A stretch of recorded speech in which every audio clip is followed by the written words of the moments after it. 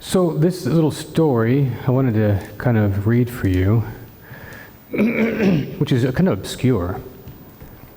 It's kind of an obscure story from the book of Daniel, from the 14th chapter of Daniel, which our non-Catholic Christian brothers and sisters don't hold as the part of the scripture. We do. And it's a really interesting, it's actually very Eucharistic in nature. It's fascinating, actually. So it's just we're going to read through it and just put it under a microscope to the best of our ability and see what it means for us in light of the years of the Eucharist, what we've been talking about, the love, the appreciation, the mind of God in the plan He has for us regarding the reception of the sacraments, and particularly the sacrament of sacraments, the Blessed Sacrament. And where true faith and false religion part ways. And I'm not sure if I'm going to do a good job of this, probably not, but I'm going to do the best I can because there's so much to this little story that I couldn't pass it up. So this is from the book of Daniel, chapter 14. And so Daniel, of course, he's in exile, of course, because the Babylonian exile. I think there was like 3 exiles over the span of a long period of time. And so Daniel, amongst his other 3 companions, were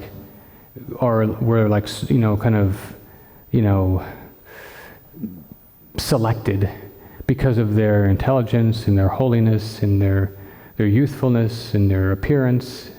And they're like, the Babylonians are like, okay, we want these guys to kind of be part of the court. Even though they got themselves into some hot water at times, we know the story, of Daniel being chucked into the lion's den because they wouldn't comply. Azariah, and the 3 companions were, thrown into the fiery furnace because they wouldn't comply with the royal edict to worship statues and things like that. Because they only worship God, the one God who made heaven and earth. And so, but then, of course, God always showed that these young men, these wise, and holy young men were doing the right thing, and so they were preserved from the lion's mouth, or from being consumed by the fire and things like that. So then the Babylonian kings are like, all right, these guys are actually telling the truth because no God can save like this, So if you kind of put everything in its context, Daniel's been here for a while now. Daniel's been in Babylon for a while. He's gained his reputation in the realm for being able to unravel the dreams of the king. Not only to tell the king what his dream was. That itself is a miracle, but its interpretation and how that applies to his kingdoms, and to the kingdoms that will unfold in history. And so he's very highly respected, this young Daniel. And Daniel was the king's guest, and was honored above all his friends. That says a lot. So the kingdom of Babylon, stretched a vast area of territory. It was the greatest kingdom on earth, the most powerful at the time.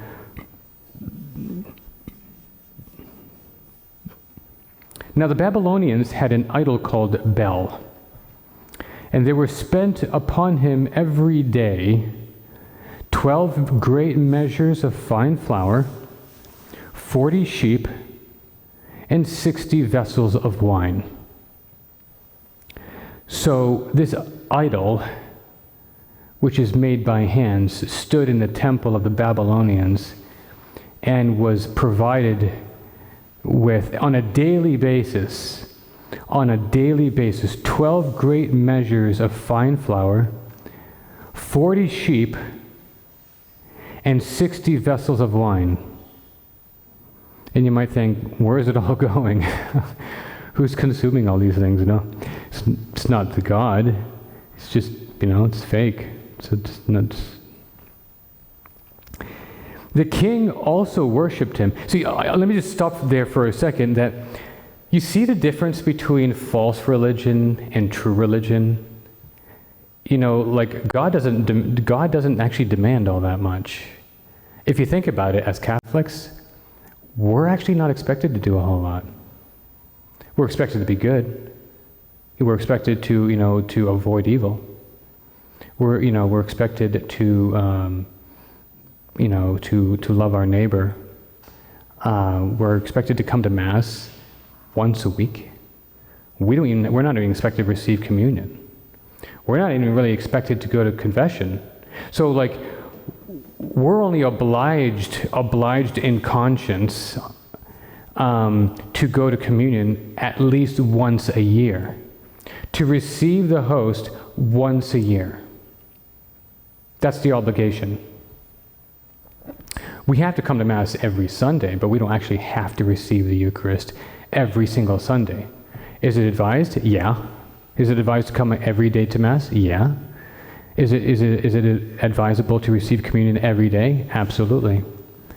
But our obligations are very minimal, if you think about them. We're not actually obliged to, God doesn't demand, he doesn't demand a lot of us. 45 minutes out of the week. That's peanuts. That's nothing, really. So we're actually not expected a whole lot. The false gods of this world, like the things that really demand everything of us, all the, people will spend themselves on all kinds of things for whether it's wealth or advancement or, getting a big, bulky, body, for bodybuilding and weight training and all this sort of stuff. We're like the kind of like it would say the things that people make into gods are so demanding of us, but God Himself all He just wants is our hearts. So in this story, you'll be able to pick up on how demanding the gods of this world are. They're so demanding of everything that we have and that we are, whereas God is actually emptying Himself for us. That's what really stands out in this story, that you contrast what's going on in this story and the false god and everything that it demands of its followers is so expensive and so much to it. It's so complicated. Whereas the true God, who we have here under the presence of bread in the tabernacle, He's the one doing all the giving. He's the one spending all the time behind locked doors. He's the one spending all His time waiting for us to receive Him. He's the one who's emptying Himself out, giving us Himself as food, pouring Himself out as a libation. It's God who actually is spending Himself, as we see on the crucifix, the greatest picture that will ever be painted or sculpted on planet Earth is the crucifix. He's the one saying, this is my body given up for you. This is my blood poured out for you. This is the lamb once slain that is being slain for you. And you contrast that with the false gods of the Babylonians and even to this day of whatever god we make things out of. And they were spent upon him every day 12 great measures of fine flour, 40 sheep. Can you imagine? The noise alone would be, here in southern Indiana, we're well acquainted with the sound of sheep. I had a couple here one time and they were just absolutely I had two sheep. I was looking after 2 sheep here for our little film shoot, 2017. It was so much work. It was so much, and they would not let me catch them to return them to the owner. And I literally had to tackle them like a football player. I have never done anything so exertive in all my life. And I had to get my friend Isaac across the road. He's now a seminarian for the Archdiocese. I'm like, Isaac, these two sheep, they keep running away from me, and it is so. It was June. It was June, and I was exhausted, and I was so sweaty. And I'm like, I can't get a hold of them. They just will not let me. So I had to tackle them. But once you tackle, I don't know if you'll probably have never done this. But if you ever have to tackle a sheep, as soon as you lock into them, as soon as you get them into, and you actually hold onto them tight, they realize that you've got them, and then they go limp. They're like, okay, you got me, And then they're okay, and then they're okay. And then you bind their feet and put them onto the thing and then they start squealing like a pig. I'm just like, I'm not going to kill you. It was so much. But think of it, 40 sheep. I'm just like, oh my goodness, for these. Oh, I would not want to be in the Babylonian, the Babylonian liturgy at all. Gee whiz. But you also see the and I say this respectfully. You can also see the stupidity in false religion. It makes you stupid too, and it makes important people stupid. It makes people who are like higher ups. It makes them, when you don't follow God and you don't keep His commandments and you don't abide by His love, you actually start to become very dull in mind and very susceptible to all kinds of erroneous thoughts. So the king, who was Daniel's good friend, so the king had that in his favor, that even though he's following this false religion, it's causing him to do weird things and expect weird things from his subjects. He had Daniel as his friend, and that was good. Because when the Babylonians took the Hebrews were kind of captive, what the Jews did is they didn't fight against it. They just basically tried to sanctify themselves in Babylon and just tried to make the best of it, and also to work for the good of the Babylonians who were there, which was a very, very unusual approach to being in captivity.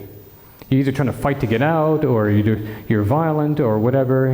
But the Jews, the true religion is just like, no, like if you're, as Christians, like if we get captured, whatever, not only do we want to do well ourselves, but we want our captors to do well.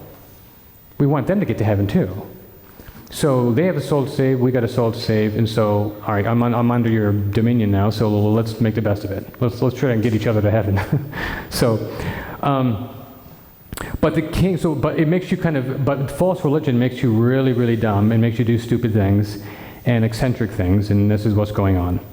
So the king, the highest person in the realm, the king also worshipped him and went every day to adore him. But Daniel adored his God. So here's the king going to daily, let's call it daily Babylonian mass. He's a daily communicant. So, but it's an idol. It's false. It's expensive, and it's bloody, and it's a mess. And the thing is ugly. And they're feeding it, all this stuff, and they're wasting it. But Daniel adored his God. He didn't participate. Yeah, I'm your friend. I'm your friend to the king, but I adore my God, not this clay statue you've made. And the king said to him, "Why do you not adore Bel?" Now he's being interrogated. Now the government is saying, "Hey, what are you doing? Like you need to be bowing down to this thing as well. This is for everybody, not for you can't exempt yourself." And Daniel answered and said to him, "Because I do not worship idols made with hands, but the living God, who created heaven and earth and has dominion over all flesh." That's what we have here.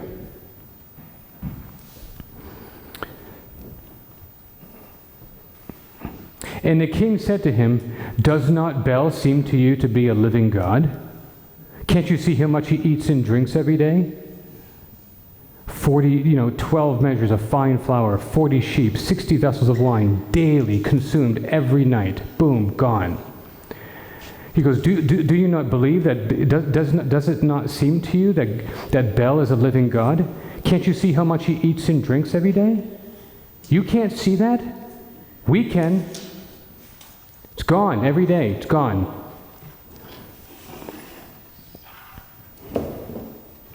Then Daniel smiled.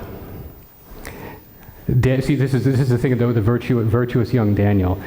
He respects authority. He respects legitimate authority, and he smiled. He could have laughed. He didn't laugh, but because it's so ridiculous to him.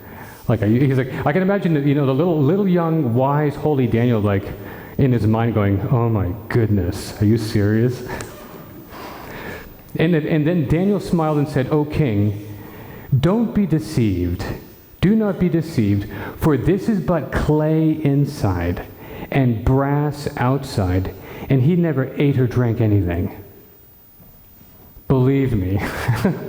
He didn't say that. I actually added that. But he probably wanted to say, believe me, just take my word for it. This is just clay inside and brass outside, and he never ate or drank anything. And the king was angry, of course, and now he's embarrassed. The king feels like an idiot. He's just like, maybe this young guy's right. It's clay inside, brass outside. Is it actually eating this stuff? Where's it going? So now the king's embarrassed. He's angry, and so because he's now been humiliated by this young Daniel, who's refusing to worship it, and he called for his priests. Excuse me. The king was angry, and he called for his priests, and he said to them, "If you do not tell me who it is that consumes these expenses, you will die." Now the priests of Babylon are sweating to death. They're sweating bullets because they know what's going on, but they've deceived their king, So if you don't tell me who's consuming these things, you're going to die. So start providing answers. But if you can prove that Bel is eating these things, well, then Daniel will die for having blasphemed Bel. So game on. So you have little young wise Daniel, who's just refusing to say, I'm bowing down before this monstrosity.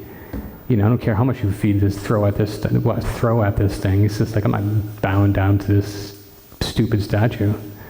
But then he has his 70 priests of Bel, who are just, it's like they're going to die, or Daniel's going to die. But you need to start providing answers here, because one of you, all of you are going to die if you don't, whoever is wrong. But he said, but if you can prove that Bel is eating these things, well, then Daniel will die for having blasphemed Bel. And Daniel said to the king, let it be done just as you say. He's full of absolute confidence. He's just like, I am definitely going to win this one. This is like, I'm totally going to win this battle in this competition. So Daniel says, I like the Old English too. The Old English version is, because basically Daniel says what the Blessed Mother says. It's almost verbatim. He says, let it be done just as you say. Let it be done to me according to your word. So that's what the Blessed Mother says. He says, let it be done just as you say. And he said, then the story has it, now there were 70 priests of Bel, plus their wives, their babies, and their children. Oh, so now we know where all this food is going. And the king went with Daniel into the temple of Bel. So then they walked in together. And the priests were there too. And the priests of Bel said, behold, we're going out. We're leaving. And do you, O king, set forth the food, prepare the wine, and shut the door tight, and seal it with your own signet ring. And when you come in the morning, and if you find that Bel has not eaten everything, we will die. or else Daniel will die for having told lies about us. And then here it goes. And they were unconcerned, because they had made under the table a hidden entrance through which they always came in and consumed those things. Bunch of liars. It's just there's 70 liars, you know? And if you think about it, it's just like, you know, the true God, he is the truth. I am the way, the truth, and the life. No one comes to the Father except through me. There's nothing that's required of you except your hearts. That's all I want. I will be your food, I will be your drink, and I will be that sheep that will be slain for you. Unlike the 12 measures of fine flour, the 40 sheep and the 60 vessels of wine which the false gods of this world demand of its servants. God's like, I will be your food, I will be your drink, and I will be your sheep. I will be everything. Not only will I be the sacrifice that will be offered up, but I will also be the priest that actually offers the sacrifice. We're talking about the true God is giving. It's self-donating. The false religions of this world are demanding, they're expensive, and they're overblown. So they were unconcerned, because they had made under the table a hidden entrance through which they always came in and consumed those things, and they were lying the entire time, because they were following the father of lies and the murderer from the beginning. They didn't mind shedding innocent blood like Daniel. They knew that if Daniel gets slain for not adoring Baal, then they were fine with that, even though they know it was because of their lie. And that is exactly how the devil operates. He is the father of lies and the murderer from the beginning, as Christ himself said. So they're basically following satanic worship. That's what they're doing. Because the gods, as the Psalms say, the gods of this world are demons. That's what they are, you know. So it came to pass that after they were gone out, the king set the food before Bel, all those provisions. But Daniel commanded his servants. So Daniel is like inspired by God, and he's inspired by God to do what he does. And Daniel already saved life before. Remember Susanna, who the two dirty old men were trying to rape, and they were kind of looked upon as the judges of Israel. And they were lying about her, saying that she was found with another young man in the garden, and blah blah blah, and she was committing adultery, and everybody believed the two judges who were just who had grown old in sin, and of course when she was being led away to be executed, Daniel, who was even younger at that point, said, I am innocent of the blood of this daughter of Judah. The men of Israel have been fornicating with all the women of Israel, and now you're trying to bring down this woman of Judah. He's like, I am not going to have blood on my hands. And they're just like, what are you talking about? And he goes, bring them back and ask them, question them, under which tree did they see that? Did they see her with the young man?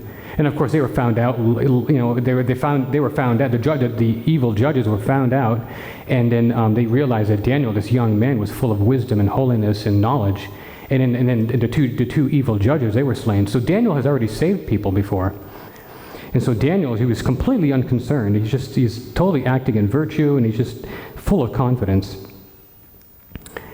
So, but Daniel commanded his servants that they should bring ashes. This is a good one, which he scattered all over the floor of the temple as the king looked on.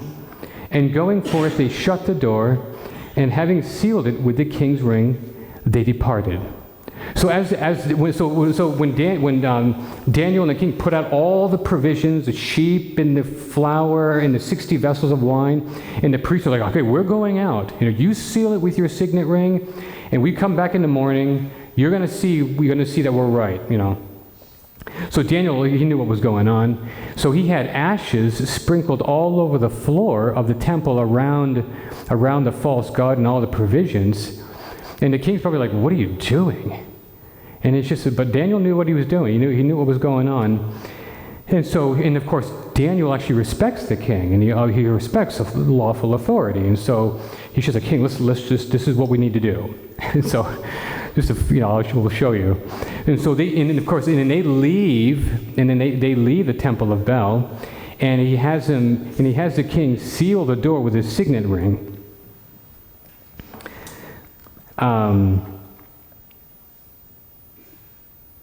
But the priests went in that night according to their custom, with their wives and their children, and they ate and drank everything, according to their deceitful custom. And the king arose early in the morning, and Daniel with him. Daniel's probably like, this is going to be good. Can't wait to see those little footprints all over the floor. And the king said, Daniel, are the seals intact? And he answered, they are intact, O king. And as soon as he had opened the door, the king looked at the table. See, the people of this world, they see the big things. They see the grand things. They see all the confetti and all the fireworks and all the fanfare and they notice the big things. Whereas God looks at the little things. He's looking at the minute, the fine details. Daniel wasn't looking at the table. He wasn't looking at the table in front of Bel with all the blood dripping off of with all the sheep in the consumed vessels of wine and the flour everywhere that this monstrosity God has consumed. Daniel wasn't looking at the table. The king, who was worldly, was looking at the table and was just like, whoa, it's gone. And as soon as he had opened the door, the king looked at the table and cried out with a loud voice, great art thou, O Bel, and there is no deception in thee. So the king is just like, there it is. That's exactly what I thought. Looked at the grandiose things of life, and Daniel's not looking. He's not looking at the table. He's just like, I don't care where that stuff has gone. It's just, but it hasn't been eaten by God. This false god. And of course the king says, great art thou, Bel, there is no deception in thee. But at this point, as respectful as Daniel is, he just loses it. He starts laughing. But Daniel laughed, and he held the king from going in. So the king is just looking at the table, so it's like, whoa, this is exactly what I thought.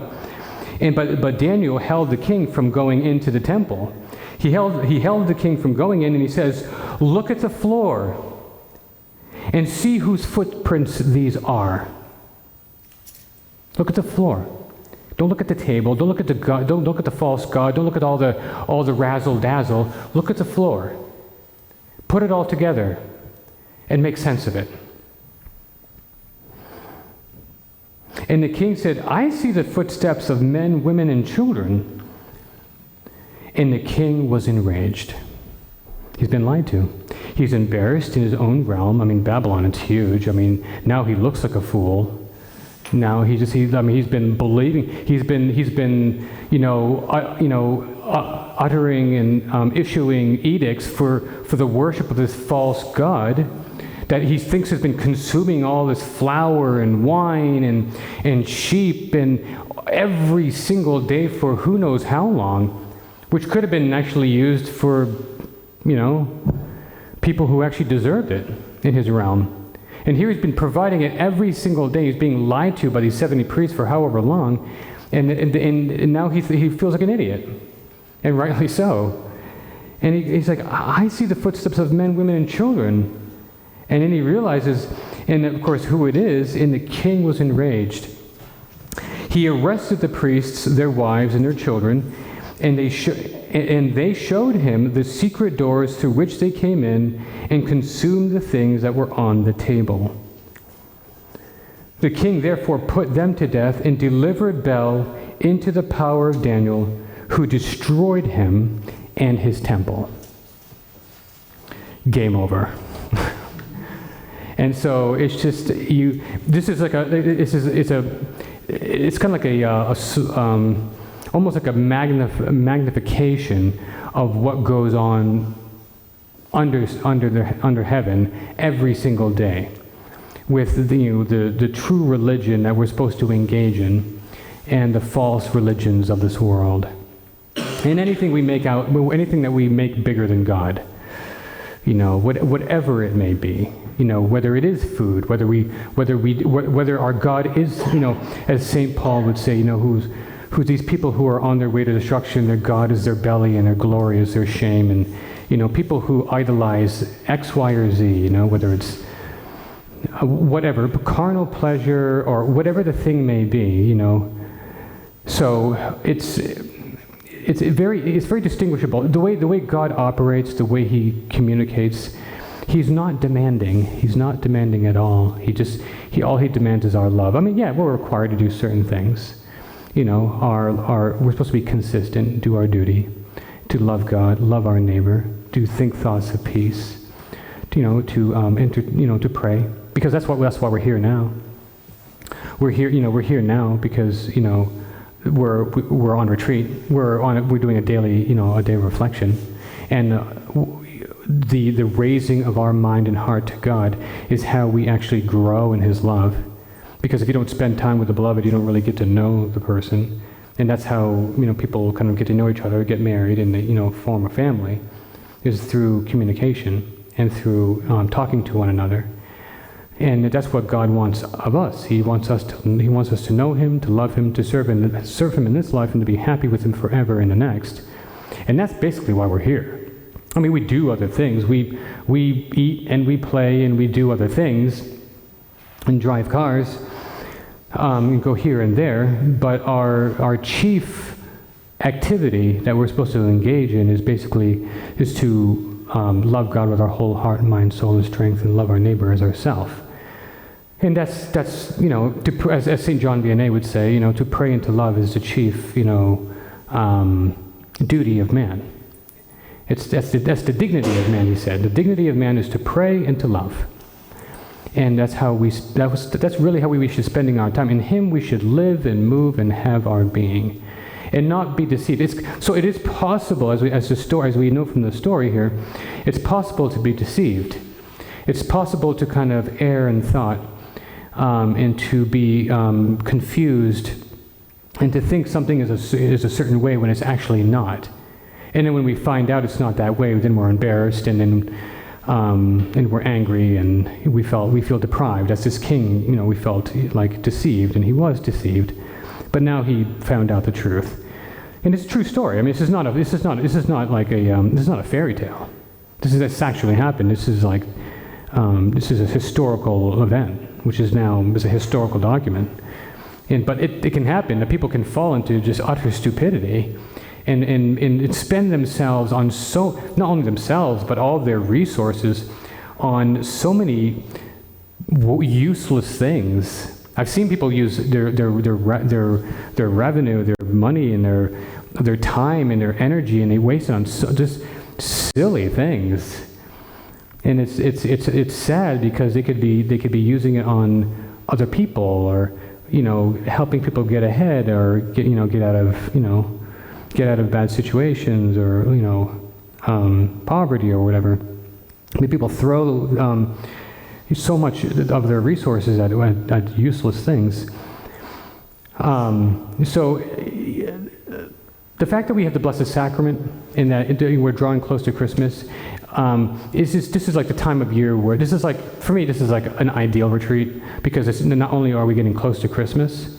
And I love Christmas. I mean, for me, I jokingly say I only have 2 seasons: preparation and celebration of Christmas. And then once it's over, I just start preparing for Christmas again. My favorite website is that countdown, that Christmas countdown. You got 200 and some odd days until Christmas. It's my favorite website. But this is like we have the Blessed Sacrament as as our constant companion. We have the bread of life to keep us nourished, to keep us spiritually nourished, and to be our daily bread, to be our daily companion. He is both our food and our drink. He is our consolation and our strength. And the reception of the Eucharist this is the thing with I have a lot of non-Catholic Christian friends here in Bloomington. They're wonderful people. I love them. But I would love to, sometimes, I'll have the opportunity, but not always. I would love to share with them that love story just gets better. Everything that they say is like really, really good. It's like, I love, my friend Pastor David here, and he's just absolutely, the guy is amazing. He's amazing in every single way. And I'm so amazed by him, by his goodness and his love of Christ, and we get together and talk about his miracles and all the things that he did. And one of these days, maybe I'll have a greater opportunity to kind of like share with him that, because we actually haven't spoke about the Blessed Sacrament yet. Maybe this year the Eucharist might afford that opportunity. But one time he took me out to dinner here at the Bicheros and wanted me to explain to him the doctrine of purgatory so he could explain it to his stepmother, because she didn't understand purgatory that well.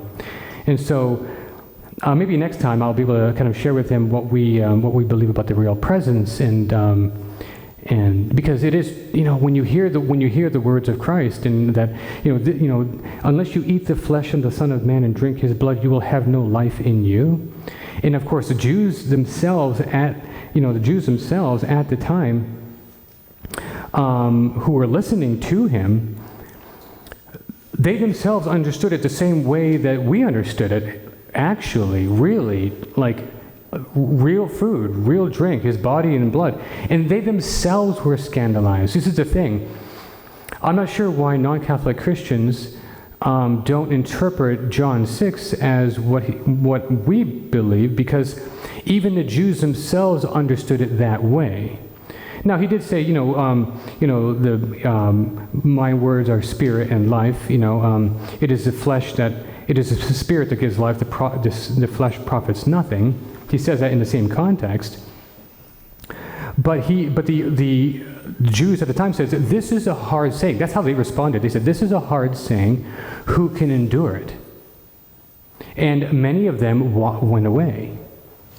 And of course, Christ himself said to his apostles, he said, will you also go away? And of course, one voice rang out. It was St. Peter. He said, Lord, to whom shall we go? You have the words of everlasting life.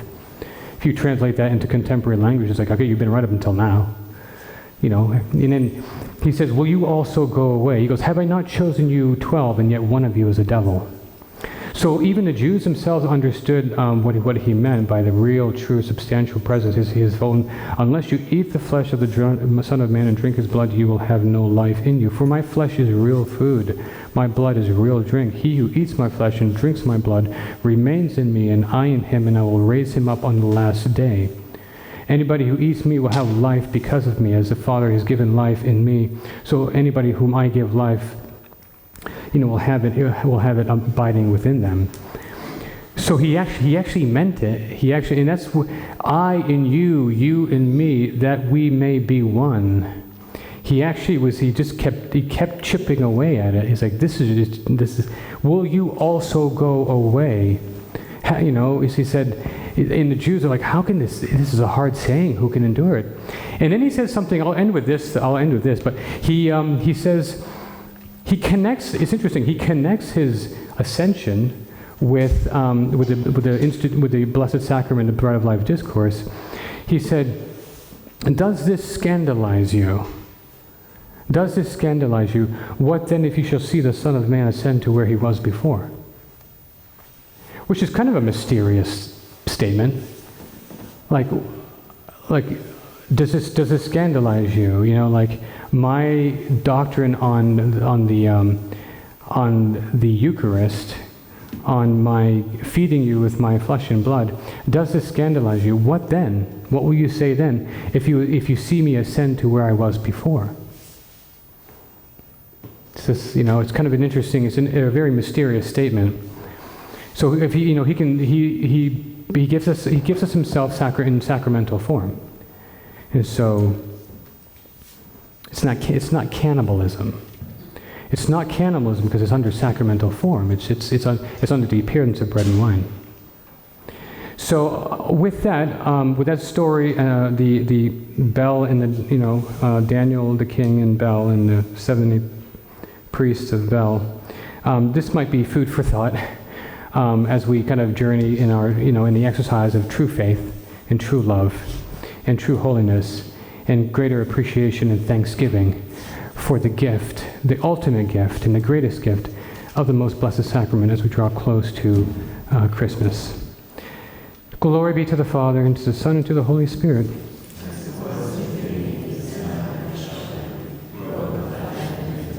Most Sacred Heart of Jesus, Immaculate Heart of Mary, in the name of the Father, and of the Son, and of the Holy Spirit. Amen.